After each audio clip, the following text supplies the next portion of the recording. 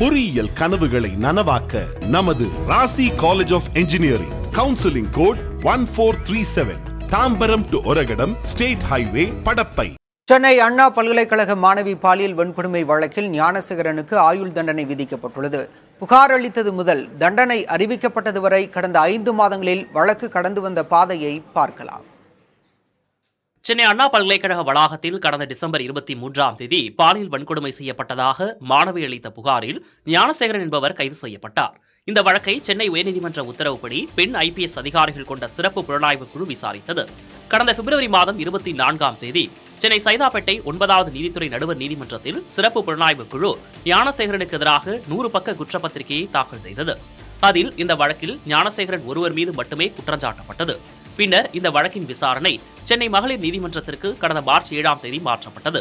தனக்கு எதிராக கூறப்பட்டுள்ள குற்றச்சாட்டுகள் தவறானவை எனவும் ஆதாரங்கள் இல்லாமல் தனக்கு எதிராக குற்றச்சாட்டுகளை காவல்துறை கூறியுள்ளதால் வழக்கிலிருந்து தன்னை விடுவிக்க வேண்டும் எனவும் ஞானசேகரன் தரப்பில் மனு தாக்கல் செய்யப்பட்டது. மனுவை மகளிர் நீதிமன்றம் கடந்த ஏப்ரல் 8ஆம் தேதி தள்ளுபடி செய்தது. இதனையடுத்து சென்னை மகளிர் நீதிமன்றத்தில் கடந்த ஏப்ரல் 23ஆம் தேதி சாட்சி விசாரணை தொடங்கியது. தினந்தோறும் சாட்சி விசாரணை நடத்தப்பட்டது. வழக்கில் காவல்துறை தரப்பில் 29 சாட்சிகள் நேரில் ஆஜராகி நீதிமன்றத்தில் சாட்சியம் அளித்தனர். குற்றச்சாட்டை நிரூபிக்கும் வகையில் காவல்துறை தரப்பில் சுமார் 75 சான்று ஆவணங்கள் நீதிமன்றத்தில் தாக்கல் செய்யப்பட்டன. கடந்த 20ஆம் தேதி வழக்கின் அனைத்து சாட்சி விசாரணை மற்றும் குறுக்கு விசாரணைகளும் நிறைவடைந்த பின்னர் இருதரப்பினரும் இறுதி வாதங்களை முன்வைத்தனர். இருதரப்பு இறுதி வாதங்கள் நிறைவடைந்த நிலையில் மே 28ஆம் தேதி ஞானசேகரன் குற்றவாளி என சென்னை மகளிர் நீதிமன்ற நீதிபதி ராஜலட்சுமி தீர்ப்பளித்தார்.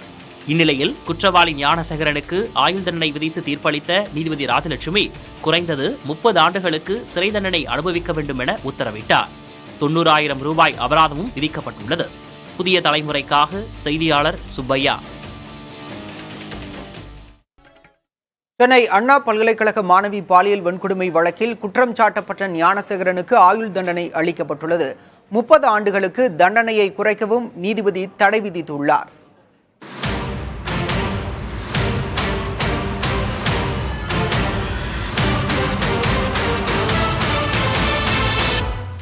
அண்ணா பல்கலைக்கழக வளாகத்தில் மாணவி ஒருவருக்கு கடந்த டிசம்பர் 23ஆம் தேதி பாலியல் வன்கொடுமை நேரிட்டதாக புகார் அளிக்கப்பட்டது.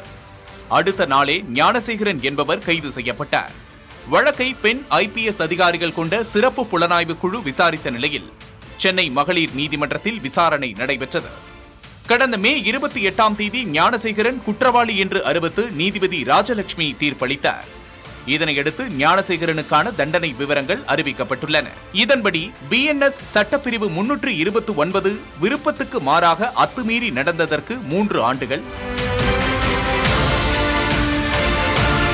126(2) பிரிவின்படி சட்டவிரோதமாக தடுத்து நிறுத்திய குற்றத்துக்கு 1 மாதம், 87 பிரிவின்படி வலுக்கட்டாயமாக கடத்தி ஆசைக்கு இணங்க வைத்த குற்றத்திற்காக 10 ஆண்டுகள் சிறை தண்டனை, 10,000 ரூபாய் அபராதம், 127(2) உடலில் காயத்தை ஏற்படுத்திய குற்றத்துக்கு 1 ஆண்டு, 75(2) விருப்பத்துக்கு மாறாக பாலியல் வன்கொடுமை செய்த குற்றத்துக்கு 3 ஆண்டுகள், 76 கடுமையாக தாக்கியதற்கு 7 ஆண்டுகள், 10,000 ரூபாய் அபராதம், 64(1) பாலியல் வன்கொடுமைக்கு 30 ஆண்டுகள் தண்டனை குறைப்பில்லாமல் ஆயுள், 25,000 ரூபாய் அபராதம், 351(3) கொலை மிரட்டல் விடுத்தல் 7 ஆண்டுகள், 10,000 அபராதம், 238(b) பாலியல் வன்கொடுமை தொடர்பான ஆதாரங்களை அழித்ததற்கு 3 ஆண்டுகள் சிறை, 10,000 ரூபாய் அபராதம், தகவல் தொழில்நுட்ப சட்டத்தின் கீழ் தனிநபர் அந்தரங்க உரிமைகளை மீறியதற்கு 3 ஆண்டுகள் சிறை மற்றும் 25,000 ரூபாய் அபராதம். தமிழ்நாடு பெண்களுக்கு எதிரான வன்கொடுமை தடுப்புச் சட்டம் 2002 பிரிவு 4 தண்டனை அறிவிக்கப்படவில்லை. மொத்தமாக 90,000 ரூபாய் அபராதம் விதிக்கப்பட்டுள்ளது. அபராத தொகையை பாதிக்கப்பட்ட பெண்ணுக்கு வழங்க வேண்டும். ஞானசேகரன் ஒருவர்தான் குற்றவாளி என்பதை பாதிக்கப்பட்ட பெண்ணே ஒப்புக்கொண்டார் என்று தெரிவிக்கப்பட்ட நிலையில் ஞானசேகரனுக்கு விதிக்கப்பட்ட அபராத தொகையை பாதிக்கப்பட்ட மாணவிக்கு இழப்பீடாக வழங்க நீதிபதி உத்தரவிட்டுள்ளார். பாதிக்கப்பட்ட பெண்ணுக்கு 25 லட்சம் ரூபாய் இடைக்கால இழப்பீடாக வழங்க உயர்நீதிமன்றம் உத்தரவிட்டுள்ளதை சுட்டிக்காட்டிய நீதிபதி ராஜலட்சுமி, உரிய விசாரணைக்கு பிறகு தமிழ்நாடு பாதிக்கப்பட்டோர் நிவாரண நிதி திட்டத்தின் கீழ் போதிய இழப்பீடு வழங்க வேண்டுமென மாவட்ட சட்டப்பணிகள் ஆய்வுக்குழுவுக்கு உத்தரவிட்டுள்ளார். புதிய தலைமுறைக்காக செய்தியாளர்கள் ராஜ்குமார் மற்றும் சுப்பையா. அண்ணா பல்கலைக்கழக மாணவி பாலியல் புகார் வெளியே வரக்கூடாது என்பதற்காக முயற்சிகள் நடைபெற்றன என்று அந்த பெண் தரப்பு வழக்கறிஞர் குற்றம் சாட்டியுள்ளார். உதவி எண்ணை பலமுறை தொடர்பு கொண்டும் பலனில்லை என்றும் அவர் தெரிவித்தார். இந்த புகார் வெளிவரக்கூடாது அப்படிங்கிற மாதிரி பெண்கள் முன்வரும்போது இதை இருட்டடிப்பு செய்வதற்கான நிறைய முயற்சிகள் நடந்தது. அந்த முயற்சியை தான் நான் இன்னைக்கு உங்க முன்னாடி சொல்றதுக்கு நான் விளைகிறேன்.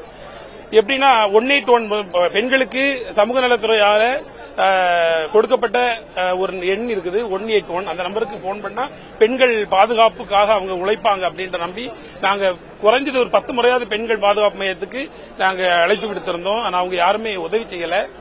அப்புறமா அதையும் எஸ்ஐடி விசாரிச்சிருந்தாங்க. அது மாதிரி கோட்டூர்புரம் காவல்துறை ஆய்வாளர் அவர்கள் 2 ஆண் போலீஸை வச்சு இந்த பெண்ணை விசாரிக்கிறதுக்கு முதல்ல முயற்சி பண்ணாங்க. அதெல்லாம் குற்றம், இது நார்மலா இருக்கிற நடைமுறைக்கு எதிரானது அப்படின்னு சொல்லியிருக்கிறோம். பெண்கள் பாதுகாப்பு அமைப்புன்னு சொல்லிட்டு நீங்க தொடங்கி இருக்கிறீங்க, அது வரவேற்கத்தக்கது. ஆனா அது செயல்படுதா அது அப்படிங்கிறது கேள்விக்குறியாதான் இருக்கு. சமூக பாதுகாப்புத்துறை, சமூக நலத்துறை இருக்குது, அதுக்கு தான் 181 நடக்குது. அந்த அதிகாரி மேல நடவடிக்கை எடுப்பதாக சொல்லியிருக்காங்க.